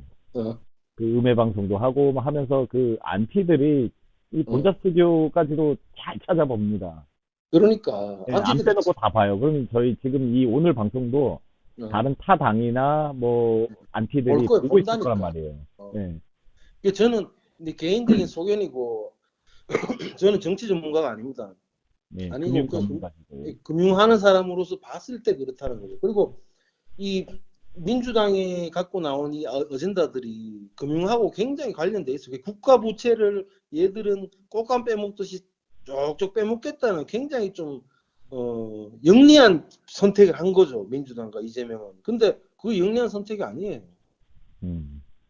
그러니까 거기 그 아젠다에 대척할 만한 거는 국민배당금밖에 없어요. 지금 국민의힘이 새우깡 몇 개 먹었단 말이다. 네. 몇 개 빼먹었어. 몇 개 빼먹었는데 국민배당금도 빼먹는다. 빼먹다 안 되면 허경영까지 들어 올린다. 저는 그렇게 예상을 해요. 아이고, 말씀 감사합니다. 와, 이거를 상대측 그 당원들도 듣다 보면 호경영이 낫겠는데? 이렇게 돌아올 수도 있을 것 같아요. 그런 생각할 수도 있죠, 지금. 네. 제가 또 뭐 그게 맞는데? 지역에서 저희는 TK는 뭐 국민의힘의 본산지 아닙니까? 네. 본산지인데 뭐 저도 당협위원장도 좀 알고 알아요. 국민의힘 뭐 그 실무자들 좀 알아요. 아는데 네. 뭐 그들과 만나서 뭐 이런 얘기를 했다면 아무도 안 믿겠지. 그러니까 막 얘기를 했다면 뭐 아무도 안 믿겠지만 이걸 뭐 믿거나 말거나죠. 하여튼 지금 상황은 그런 거예요. 지금 이준석 씨가 이를 갈고 있잖아요. 지금 멀쩡히 잘하고 있는 대표 자리에서 쫓겨난 거잖아. 어떻게 보면. 오늘은 역할을 할 거라고 봐요. 오늘은 CBDC 얘기가 별로 안 나왔는데도 되게 재밌네요. CBDC 얘기는 뭐 맨날 하는 거고, CBDC 얘기는 아까 얘기했듯이 조달청에서 그렇게 하는 거하고 그 스위프트라고 국제 그 달러 결제 시스템이라는 게 있어요. 거기서도 지금 18개월 안에 CBDC 플랫폼을 선도적으로 깔겠다는 얘기를 했고 하기 때문에 CBDC는 깔리는 거고 그 첫 발이 브릭스 통화의 디지털 통화로 나올 것 같아요. 디지털 통화로 나오면 이게 우리가 생각해 보면 지금 카드 쓰는 거는 뭐가 다른데 얘기를 하잖아. 분명히 다릅니다. 카드를 쓰면 저번에도 얘기했지만 지금 시스템은 결제 시스템은 뭐냐면 통화라는 건 지불 결제가 가장 중요한 거예요.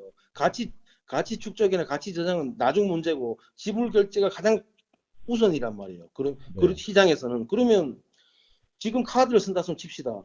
카드를 쓴다 손 치면 카드 결제를 하면 이연 지불 결제 시스템이에요, 지금. 왜냐하면 소비자인 나는 카드 결제를 하면 재화를 얻어오죠. 재화나 서비스를 가져오잖아요.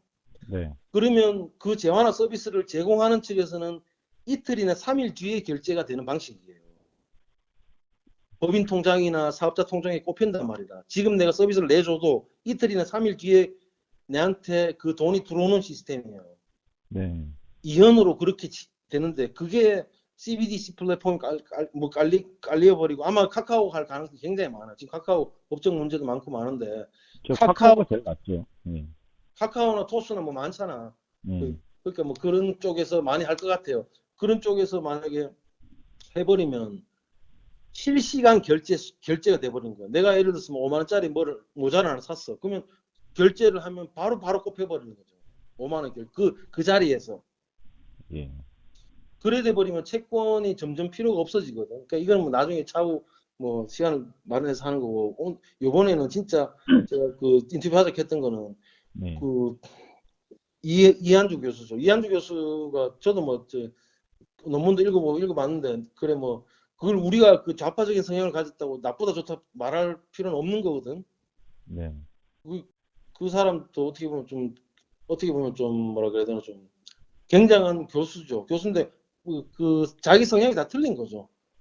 틀린 거고 하여튼 뭐 그 민주당이 그렇게 민주연구원에서 그렇게 나간다는 거는 다음 대선의 아젠다가 벌써 나와버렸다. 나와버렸기 때문에 지금 국민의힘에 어떻게 움직일지 모르겠는데 아마 바뀔 거예요. 이제 3년이 남았기 때문에 예. 아마 그 저기 대선이 브릭스 통화를 제가 지금 검색해 봤는데요. 네.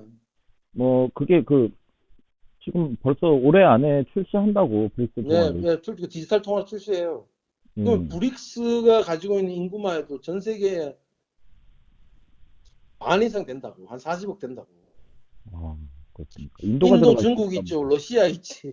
인도, 중국, 러시아면 끝났네, 완전. 엄청 크네요. 그러니까 미국은 CFR은 미 외교협회는 이런 아젠다들을 뭐 다보스나 빌더버그에서 이런 식으로 돌리는데 손 안 대고 코 푸는 거야. 미국이 그렇게 직접적으로 하려고 그러면 해보세요. 분쟁이 일어나고 전쟁이 일어나고 난리 굿이 날 거란 말이야. 그러니까 대신해주는 거, 브릭스가 대신해주는 거예요. 뭐 중국이 뭐 달러 패권이 무너진, 달러 패권은 패권 자체가 없어요. 그냥 우리가 달러 매트릭스에 사는데 어떻게 매트릭스 무너집니까? 매트릭스 무너지면 이 시스템 없어지는 건데. 네. 그 어떻게 보면 저는 이걸 이한주 교수하고 민주당의 아젠다를 보면서 야, 신인님의 섭리가 또 이래 작동이 되는구나. 그 희한하게 국민의힘이 있잖아요. 9명에서 1명만 도망가뿐만 지금 탄핵 저직선도 안 돼. 네. 완전히 똥줄 탄 국힘이라. 왜냐하면 지금 TK에서 25석이죠.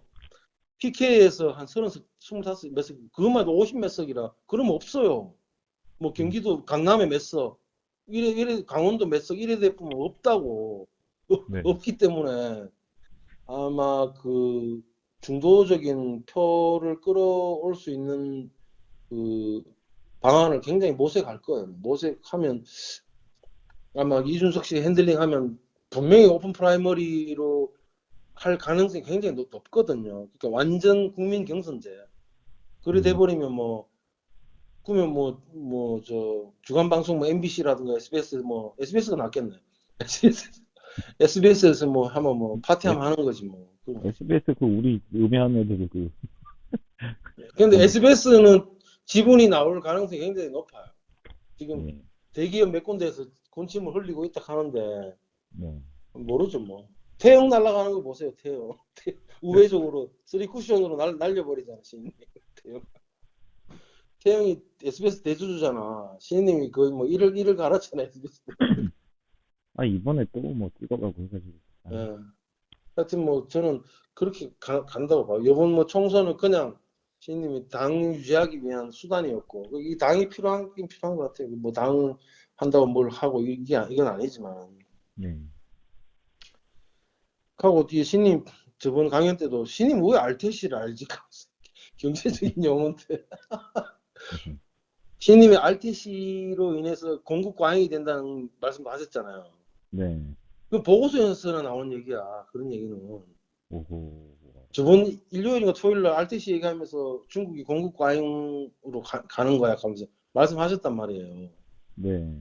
그거 리포팅이나 이런 데서 기사에 안 나와요. 뭐 나오긴 나오지. 앨런이 공급 과잉 때문에 중국가 경고를 한 거니까. RTC가 뭐 약자죠? 신인님보다 모르네. 알리 테무시. 아, 그거요? 알리 테무시. 이걸 RTC라 그래요. RTC. 네. 그러니까 네 가지였잖아요. 네 가지 아니에요? 그건 모르겠어요. 지금 알리바바는 지금 그 중국 로켓 사가지고 전 세계 1시간 로켓 배송, 진짜 로켓 배송하려고 지금 이렇게 쌌고. 에이, 그거랑 상관없어. 아니, 근데 나사나 러시아에서 쓰다 남은 그 로켓 엔진들을 지금 엄청 사모으고 있대. 그건 위성 띄우려 그러는 거겠죠. 그걸로 뭐 배송하겠어요, 로켓으로. 그러니까 그게 어떻게 보면 드립 치는 건데. 네. 근데 어떻게 보면 이것도 중국이 시사하는 바도 굉장히 커요. 중국은 공구리 그러니까 그 시멘 때리 부어가지고 막 아파트 짓고 이래가 거기서 성장률을 올린 나라거든. 네. 올린 나라인데 헝다와 컨트리 가든이 날아가면서 이제 더 이상 요약하면 미국에서 국채 만기 연장을 안 해준단 말이에요. 네. 안 해주니까 미국, 중국 대기업들이 지금 똥줄이 탄 거야, 지금. 그러니까 어디로 돌렸나? 빅텍으로 돌린 거예요. 그 RTC로. 어마어마한 보조금을 줍니다. 알리 같은데 우리 쿠팡이나 그 G마켓에서 똑같은 물건 3분의 1 가격이에요. 3분의 1 가격. 그 유통 그거를 비용을 보조비로 완전히 100% 보조를 받으니까. 그 보조금만 저희가 싹 빼먹고 그 다음에 다시 쿠팡으로 돌아오면 좋겠네요. 그래, 그것도 뭐 그렇게 해도 괜찮긴 괜찮은데 지금 중국이 굉장히 변화하고 있어요. 이게 지금 대한민국 같은 경우에도 한국 같은 경우에도 지금 더 이상 공구리로 GDP를 뭐 올린다거나 그렇게는 안 될 것 같아요. 왜냐하면 정부가 들었으면 그 성장률을 올리려고 맨날 신도시 발표하고 막 그렇게 샀잖아. 네. 그러면 지금 건설회사들도 많이 날아갈 거야. 구조정 될 거야. 뭐. 안 되고는 안 돼요. 지금 안 되고는 안 되고 하기 때문에. 그리고 대한민국 희망이 없다, 힘이 없다 하는데 희망이 있어요. 삼성 있잖아. 삼성하고 소경영 있잖아. 삼성이 유튜버들 보면은 뭐 망했다 하는데 또 아니야, 안 얘기 들어보면 망했어. 또 아닌 것 같기도 하고. 삼성 네. D램이 원자재라니까. 원자재인데 어떻게 망합니까, 그게? D램이 그냥 일반 램 부르는 그 D램인가요? 그렇죠. 그게? 프레시 메모리. 우리가 음. 기술적으로 얘기를 하면 컴퓨터 작업하고 우리 컴퓨터 파워 끄잖아요. 끄면 네. 네. 그게 그대로 그 메모리에 저장돼 있잖아, CPU에. 램은 날라가죠. 그러니까 날아가는데 그 작업 형태는 그대로 갖고 있단 말이에요, 컴퓨터가. 네.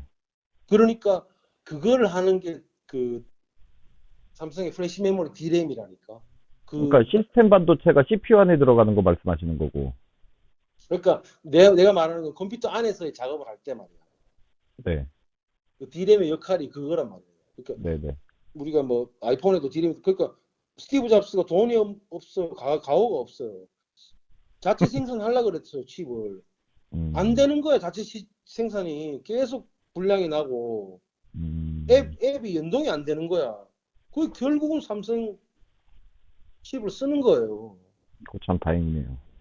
지금 일론 머스크 돈이 없습니까? 가오가 없습니까? 뭐 얼굴이 없습니까? 일론 머스크도 자체 생산한다 그랬어요. 구글하고 네. 조인해가지고 안 되거든. 그러니까 그 엔비디아 황 사장이 지금 시가총액 거의 애플을 위협하는데 바보입니까? 삼성이 4차 산업에 4차 산업, 5차 산업 넘어가는데 삼성이 핵심적인 역할을 해야 된다고, 트리거 역할을 해야 된다고 왜 그런 얘기를 하겠어요? 안 되니까 얘기하는 거예요, 그들이. 다행이네요. 그것도. 제가 얘기를 했잖아요. 3번의 치킨 게임, 진짜 총칼 없는 치킨 게임이 살아남았고 또 한 개는 대한민국의 저력이에요. 국민성이에요. 한 세대에 희생하는 민족이 없는 거야. 남미에서 그런 굉장히- 삼성을 갖다가 무슨 뭐지? 그 이재용한테 세금 때려 매기고 그러면 안 되는데 상속세. 예. 그러니까 신인님이 제가 상속세도 얘기를 했잖아요. 유분 제가 카톡 보내줬죠. 네, 그 네. 상속세는 폐지되게 돼 있어요. 대한민국에서. 폐지해야죠. 아무런 국부에 영향을 안 주는 그 재정에 영향을 안 주는 거예요. 예. 그리고 사람들이 돈을 풀면 실질적으로 천조 풀면 3%밖에 지폐라는 뭐 종이화폐, 지금 신용을 바탕으로 한 종이화폐 시스템에서는 3%밖에 시장에 안 나와요. 나머지는 컴퓨터 계좌 안에 들어앉아 있는 돈이야, 그냥. 그게 무슨 인플레를 일으킵니까? 인플레를 모르고 하는 소리라고. 인플레는 수요와 공급이 있잖아요. 그러면 수요가 공급을 과도하게 넘었을 때 생기는 현상을 인플레를 합니다. 지금 우리가 인플레 상황이 왔잖아요. 지금 인플레 상황이 왜 왔습니까? 수요가 많아서 온 인플레입니까? 아니죠. 만든 인플레죠. 2011년부터 2017년, 18년까지 공급 과잉의 시대였어요. 공급 과잉에 나이키가 신발 프리미엄을 만들고 레더 제품들을 만드는 이유가 뭡니까? 공급 과잉이니까 일반 나이키 제품 안 팔리니까 어마어마하게 소비 만들고 불태우고 자사주 매고 그 지랄을 했다고. 그 인플레는 지금 다변화된 글로벌한 환경에서는 인플레는 일어나지 않습니다. 인위적인 인플레만 일어나는 거예요. 지금 인플레 상황이 어떻게 왔습니까? 팬데믹 때문에 락다운을 걸었잖아. 동아시아나 저 남미 쪽에 공장에 다 문을 닫게 했잖아요. 네네. 공급망을 훼손시켜 버리니까 수요는 그대로인데 공급이 쪼그라드니까 생긴 인플레라고. 그들이 네. 만들어낸 인플레예요. 이거는 그들이 만들어낸 인플레라고. 인플레는 또 다른 얘기로는 성장이에요. 수요가 공급보다 과도하게 많다는 건 뭡니까? 수요 측면 시장 참여자들이 주머니에 지갑이 뚱뚱하다는 얘기잖아. 지갑이 돈을 많이 쓴다는 돈이 거죠. 많다는 얘기잖아. 돈이 네. 많다는 얘기는 뭡니까? 급여 소득이든 뭐 노동 소득이든 뭐 금융 소득이든 소득이 많다는 거죠. 많다는 건 뭡니까? 그 나라가 경제가 잘 돌아가고 있다는 뜻이에요. 맞아요, 맞아요. 그게 또 다른 이름이 성장이라고. 대한민국이 생각해 보시대. 60년대 중반부터 90년 초반까지 인플레 상황이 급격한 인플레였어요. 인플레를 우리 느꼈습니까? 뭐 그때는 열심히 일하면 집도 사고 다 괜찮았죠. 그렇죠. 물가 상승률보다 소비나 성장률이 훨씬 앞섰기 때문에 인플레를 못 느낀 거예요, 우리들이. 네. 그때는 분명히 인플레 상황이었어요. 인플레 기대 심리를 누가 자극했습니까? 박정희 대통령이 자극했잖아요. 뭐로? 새마을 운동으로 자극한 거잖아요. 우리 잘 살아보자. 잘 살아보세요. 그게 인플레 기대 심리를 자극하는 거예요. 그게 제2의 새마을 운동이에요. 허경영한테 한 발 남은 총을 쥐어주면 대한민국은 새로운 모습으로 바뀐다고. 지금 전 세계 자금들이 대한민국에 돈을 못 넣어가지고 안 달라 있는 상황이라고. 돈을 못 넣어가지고. 맞습니다. 돈을 넣으려면 조건이 필요한데 그 조건이 일 안 하는 공무원들, 썩어 빠진 관료들, 정치인들 때문에 안 된다는 걸 그들이 가장 잘 알고 있단 말이에요. 그러니까 그걸 바꾸는 방법은 통으로 바꿔야 돼요. 통으로. 맞습니다. 정신교육 때 그냥 싹 다 잡아 넣어버리고 그냥. 정신교육 때문에 뭐 나중 문제고 그들도 사람이니까 먹고 살아야 되잖아. 그러니까 아마 저는 뭐 이렇게 갈 가능성이 지금 굉장히 많다. 저는 민주당과 이재명 후보한테 굉장히 감사하다고 생각해요. 이렇게 해준 게. 근데 민주당이 들고 나올 수 있는 아젠다는 이것밖에 없어요. 다른 거는 더 이상 진영 싸움 못 해요. 더 이상 빨갱이니 뭐 우파니 더 이상 못 합니다. 못 하기 때문에 대한민국이 성장률은 떨어지고 뭐 지금 소비 여력 자체가 없기 때문에 이대로 가다가는 굉장히 위험한 상황까지 와버리기 때문에 국가에서 이재명 씨가 25만 원 들고 나온 이유가 뭡니까? 그 민주당 많이 의원수 획득했다고 축하금 주는 것도 아니고 네. 그만큼 민주연구원이나 그들 이너서클에서도 이거 소비 그 내수가 위험하다는 빨간불이 들어왔다는 걸 알고 있단 말이에요. 근데 어떤 방식으로 주냐 선택이 남았거든 이제. 그러니까 네. 이재명 씨는 기본소득 주고 뭐 지역화폐 활성화시키고 지역화폐는 아예 안 되는 거고 지역화폐는 국채 지불 보증 없으면 발행을 못 해요. 지금 우리가 스페인이나 이태리처럼 각 도시들이 관광으로 막 부를 일으키고 그게 아니잖아. 네.